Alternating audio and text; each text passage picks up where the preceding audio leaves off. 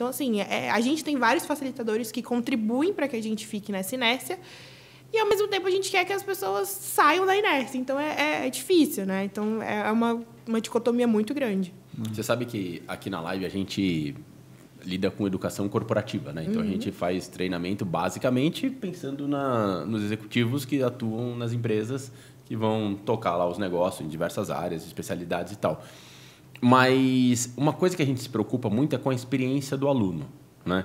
Porque a partir do momento em que eu tenho uma aula terrível, sabe, chata, aquela matéria insuportável, aquele conteúdo que não tem como tal, é um conflito muito grande na nossa cabeça, porque a experiência do aluno vai ser terrível, né? Então, a gente pensa naquele conteúdo de uma forma muito detalhada com o seguinte princípio: qual que é a melhor forma da gente aplicar aquele conteúdo dentro da sua empresa? Sabe, como é que eu ensino? Como é que eu mostro a dinâmica? E muito mais e uma coisa que a gente percebe é que a tendência em mostrar um conteúdo chato é mostrar assim, ó, pessoal, é chato mesmo. Vou mostrar para vocês aqui como é que é o sistema tributário brasileiro. Aí vai lá o advogado, começa a mostrar o tributário, mostrar toda aquela loucura que você não entende nada, passa 1h30 da aula e fala, cara, eu não entendi uma palavra do que você disse. Agora eu vou começar a explicar para vocês. Então, o que a gente tenta fazer é, da melhor maneira possível, estruturar um passo a passo em como que você aplica isso no seu negócio, né? A gente dá um exemplo que a gente brinca muito aqui com futebol, né? Todo mundo gosta de futebol, tal, não sei o quê, conhece futebol, tal, entra ali, gol, pronto, marcou um ponto. No final, 90 minutos, quem marcar mais ponto ganha. Mas a gente sabe, por exemplo, qual que é a altura da trave? A largura da trave? O tamanho da linha? O peso da bola? Isso existe na regra. Sabe, não é que isso não é porque está lá na regra, ou porque existe lá que a bola tem que ter um diâmetro, um peso, sei lá o que tal, que eu tenho que colocar isso na aula.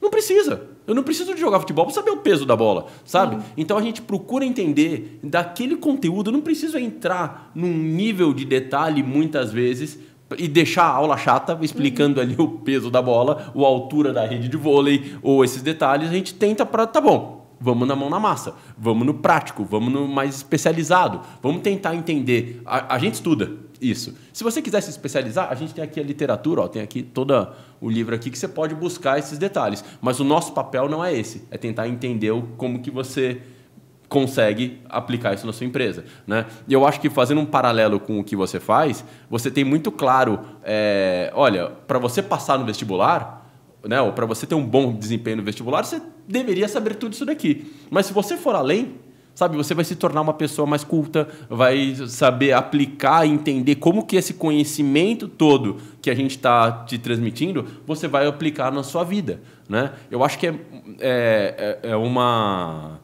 situação muito parecida, sabe? E a gente ter essa preocupação muito forte em cada conteúdo, tentar trazer o máximo possível de aplicabilidade nos negócios. Sim. Né?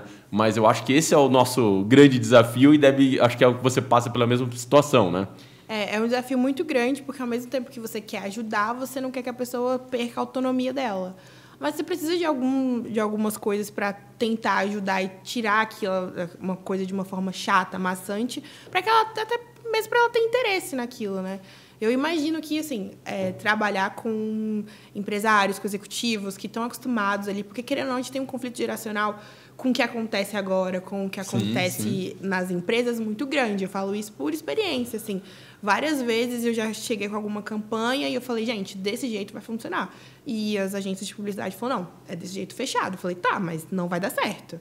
Eles, não, confia que vai. E não deu. Porque a minha linguagem é diferente. Eu conheço meu público, eu sei o que é. E muitas pessoas que já estão no mercado de trabalho há muito tempo, principalmente, né, executivos, acham que aquela forma que está ali dando certo, ou que supostamente está dando certo, é a forma correta de continuar. E, às vezes, não tem essa coisa de se reciclar, ou de se inovar, ou de dar uma chance para o novo. Então, eu imagino que a aplicabilidade que vocês precisam dar para que eles entendam aquela coisa é muito maior e é muito válida, né? Porque, se não for desse jeito, ele não vai querer. Ele vai falar, para que eu vou querer isso aqui se não vai me adiantar em nada, sabe? Então, acho que você deixar palatável uma coisa mais difícil ou mais complexa é totalmente válido. Até mesmo para o entendimento, né? Você trouxe uma questão agora que você trouxe. Você acha que as empresas estão preparadas para lidar com influenciadores? Não estão, de jeito nenhum. Não ficou nem em cima do muro, hein? Não estão, de jeito nenhum, porque elas pensam que... Muitas empresas acham que trabalhar com a internet não é um trabalho, é só, assim, uma brincadeira. Tipo, tô postando aqui, vou postar. E elas não valorizam, né? Assim, tem muitas empresas enormes que falam, vou te mandar uma coisa que você faz milhares de postagens, como se isso não fosse um trabalho. Ou acham que o que a pessoa faz, ela não leva a sério. E, óbvio, existem influenciadores, assim como existem pessoas que trabalham no mercado formal, como várias pessoas que são boas e ruins, que levam a sério ou não o seu trabalho. Só que as empresas, eu acho que elas ainda não entenderam que isso é, de fato, uma profissão.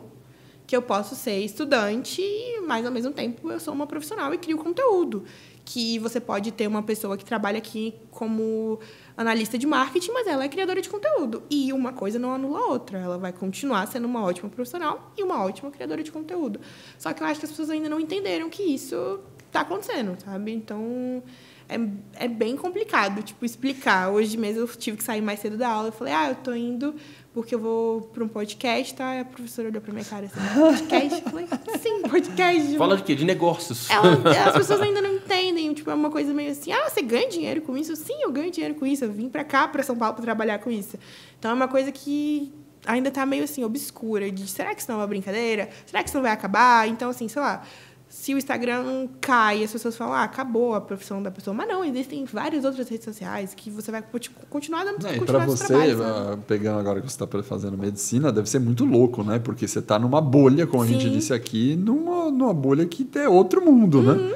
Imagina a professora ou professor de medicina que provavelmente, no estereótipo, devem ser pessoas mais velhas, né? Pensando que você ganha dinheiro com rede social de educação, ela fala, cara, ela tá perdida nesse curso aqui, né? Não deve passar muito. Tem uma revista de atualidades, o que tem a ver com o seu passar curso?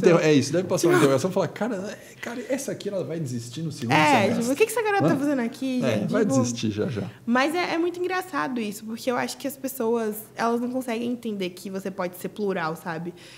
A gente vem de uma caixinha, assim, você vai para a escola, faz faculdade, trabalha com aquilo o resto da vida, se aposenta e vai curtir sua vida.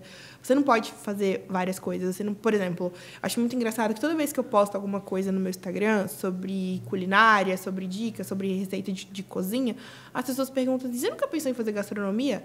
Elas sempre acham que o seu hobby precisa virar o seu trabalho porque você precisa estar ali nichado em alguma coisa. Você não pode simplesmente gostar de cozinhar e usar aquilo como a sua diversão, sabe? Você não pode ter várias habilidades. Não, você tem que ser bom naquilo e fazer daquilo o seu trabalho e pronto, acabou.